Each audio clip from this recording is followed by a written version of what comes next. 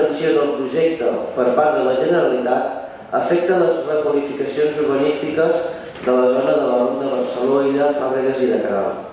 La suspensió ha estat motivada perquè es pretén que els costos sortints no computin efectes d'edificabilitat, però que en realitat suposen afegir uns 9.000 metres quadrats edificats als 18.700 del sostre total admès pel planejament vigent, la qual cosa suposa un increment de gairebé un 50% a la Torre Barcelona.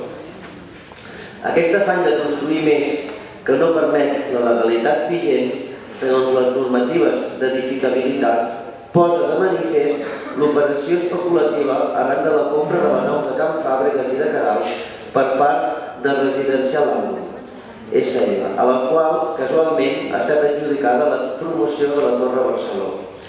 Per tot això, la CUP fa les preguntes següents. Primer, en una ciutat com Mataró, densament edificada, on manquen espais oberts i de serveis, per què es pretén sobrepassar els límits d'edificabilitat que marquen les lleis? I segon, per què no s'ha informat d'aquesta incidència tan rellevant al conjunt dels grups municipals? Gràcies. Moltes gràcies, senyor Bassas. Gràcies. Fa moltes hores hem parlat exactament d'un tema molt semblant, crec que hi havia, no recordo si era una unitat important que això mateix, i hem estat parlant justament de l'article 107 del Pla General, que és el que causa segurament la confusió. D'explicar-ho, però veig que no he sortit massa i intentaré respondre a les dues preguntes que fa aquest escrit. En primer lloc, dir que no se sobrepassa la dificultat prevista, ni ho diu la resolució, ni ho diu el PBU, ni ho diu ningú, per vostès.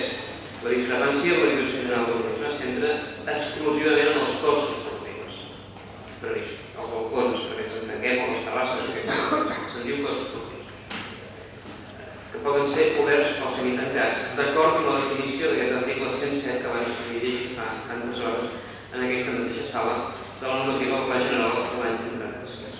De manera que si són oberts, com ens sembla a nosaltres que són, i com diu el PMU que són, no computen edificabilitat. Si fossin semitancats, que és el risc que planteja aquesta resolució, haurien de computar i llavors tindrien raons més. Però ja no és el cas ni la voluntat del PMU ni la voluntat de la pròpia resolució diu que com que no és aquesta la voluntat que s'expressa del PMU, el que caldrà és fer les rectificacions oportunes al seu dia. De manera que nosaltres, la millor urbana que vostè ha de poder veure en una comissió informativa, es defensa que unes proteccions solars, encara que sigui amb bistros de fusta, com ja construïts, no tanquen l'espai i que, a més a més, també, com he comentat abans, el projecte de decret sobre condicions d'habitabilitat dels habitatges ja preveu que aquest tipus de zones en els edificis siguin compensades. Per tant, no hi ha cap inconvenient en aclarir, que és el que farem en visió, repeteixo, el que s'està preparant des del Servei d'Urbanisme de l'Ajuntament és un text reforç, com s'ha fet tantes altres vegades en altres qualificacions. En aquest cas, deixem-li dir, no estem també fora de planejament, es tracta d'un pla de vida urbana només pels elements constructius, o sigui que queda la propietat de aquí ningú. Per tant, dic, el que farem serà un text reforç que inclogui aquesta rectificació. Miri que senzill.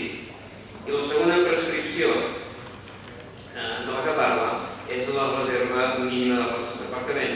També portarem un text que corregeixi que allà on diu 313 digui 310. Així de senzill també i de fàcil. Francament no ens va semblar al seu dia que fos una resolució negativa ni difícil de resoldre per portar, com dic, en una propera comissió informativa sobre el mes de novembre, al final d'octubre, al mes de novembre, portar aquest text reforç a ple.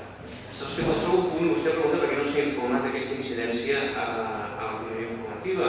El que s'informa habitualment en aquesta casa, i sempre, no és de les resolucions, també la comissió que que a la banda vostès tenen coneixement, com jo vaig tenir, perquè apareixen en el registre d'entrades, que conèixer aquesta resolució perquè vaig llegir-me el registre el dia 11 d'agost, i el que que es fa habitualment és portar els acords que resolen aquestes discrepàncies, no les discrepàncies. Aquest és el que es fa, aquest no és un acord derogatori.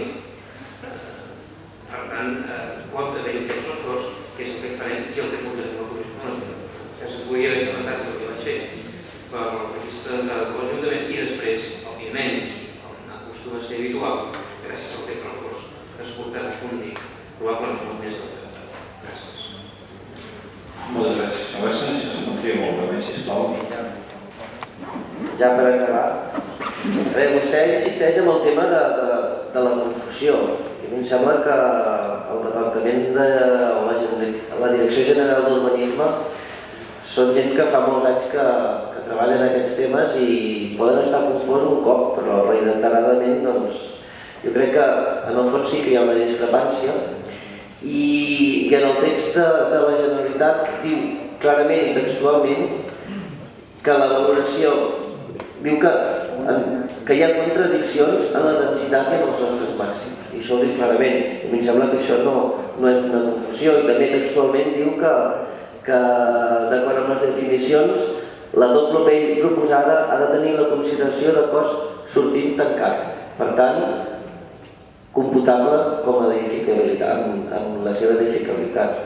Per tant, més que una confusió, aquí hi ha criteris diferents i jo crec que això, sent un edifici que pretén ser el més singular de la ciutat, entenc que els grups municipals ens hauria agradat participar d'aquesta informació i haguéssim també pogut dir de la nostra. Gràcies. Moltes gràcies, senyor Bassa, sisplau. Vostè participarà d'aquesta informació, només faltaria, portarem el dictamen amb una informació informativa i si bé agrairem les seves aportacions. El que diu la resolució que vostè té accés, que no és tan secreta, el que diu la resolució diu més coses a part del que vostè diu, que no és la voluntat de l'Ajuntament que això sigui considerat cossos tancats i per tant no computar aquesta edificabilitat. El que proposa és que bé s'adequïn aquest article 107, etc. o bé el modifiquin perquè s'adequïn a la definició de cossos sortints oberts perquè és la voluntat que es veu expressada en el conjunt del pla urbà. No liem les coses, és senzillament aquestes dues prescripcions es poden resoldre amb el text refós i no el mes de novembre i no hi haurà cap més problema que aquest que estem dient, una simple discrepància com tantes hem vist i veurem probablement, perquè el que estem fent amb l'urbanisme de Mataró i els projectes que portem és un nivell de concreció i de definició que òbviament pot portar en algunes discrepàncies en aquest cas, i reitero, justament en l'article 107 perquè té segurament en aquest i en altres planejaments una dificultat d'interpretació de dos tècnics que tenen que senzillament tal concretament